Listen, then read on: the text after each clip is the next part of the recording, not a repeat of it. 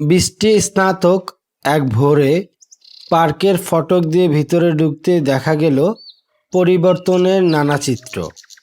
Ceramic ইটের তৈরি walkway যেমন নজর কাড়ল, তেমনি দর্শনার্থীদের জন্য বসার জায়গায় দেখা মিলল বৈচিত্র্য। এক সময়ের ময়লা পানির লেক খনন করায় পানিতেও ফিরেছে স্বচ্ছতা। বেশি নজর কাড়ল লেকের দুই পাশে তৈরি ডেক, যেখানে কাঠের পাটাতনে করা হয়েছে হাঁটার ব্যবস্থা। রাজধানীর ফুসফুস হিসাবে পরিচিত রমনা পার্কের বর্তমান চিত্র এমনই।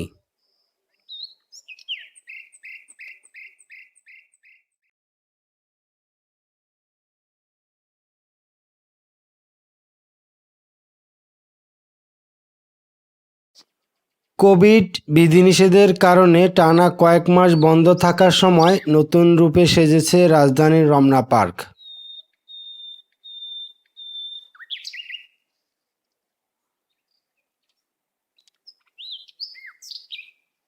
সৌন্দর্য বর্ধনের অংশ হিসাবে লেকের দুই পাশে হাঁটার জন্য তৈরি করা হয়েছে নতুন রাস্তা। পার্কের বিভিন্ন স্থানে লাগানো হয়েছে বাহারি রঙের ফুল গাছ।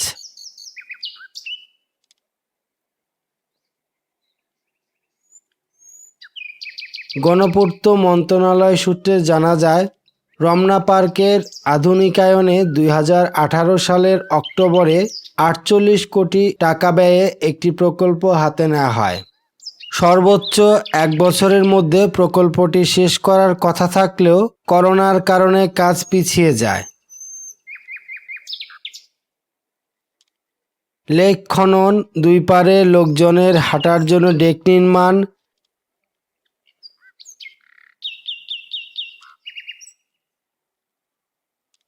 সিমেন্টের বেঞ্চ তৈরি, ডেকে কাঠের পাটাতন স্থাপন,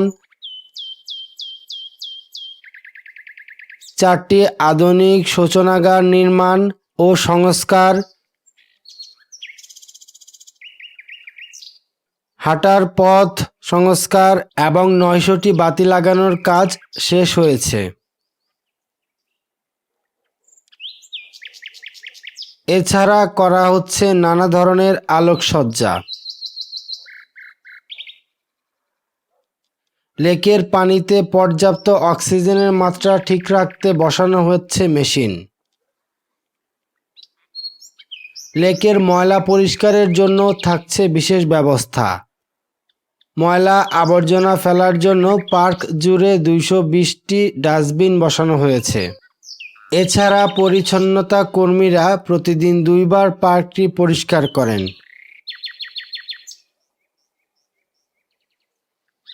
আধুনিকায়ন কাজের মধ্যে শুধু শিশু কর্নার সংস্কারের কাজ বাকি আছে।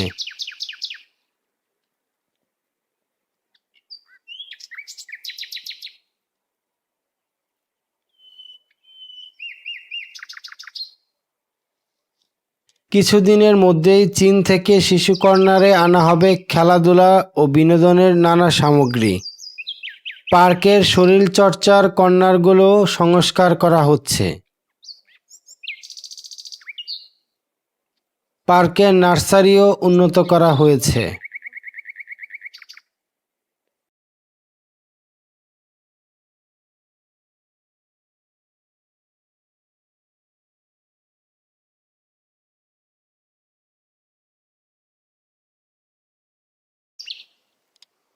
সরজমিন দেখা যায়, স্বাস্থ্য সচেতন অনেকে সকাল থেকেই রমনা পার্কে চলে এসেছে। নির্মল হাওয়ায় ব্যায়াম করছে, কেউ হাঁটছে, কেউ দৌড়াচ্ছে, কেউ একা, কেউ স্বজনদের নিয়ে,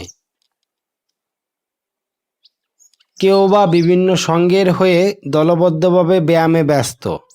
পার্কে স্বাস্থ্য সচেতন নারীদেরও হাঁটতে, দৌড়াতে এবং শরীরচর্চা করতে দেখা গেল। পার্কে আসা লোকজনের সঙ্গে কথা বলে জানা গেল, আগের মতো পার্কের ভিতর এখন বখাটেদের উৎপাত নেই। ভিক্ষুকদেরও প্রবেশ করতে দেওয়া হয় না।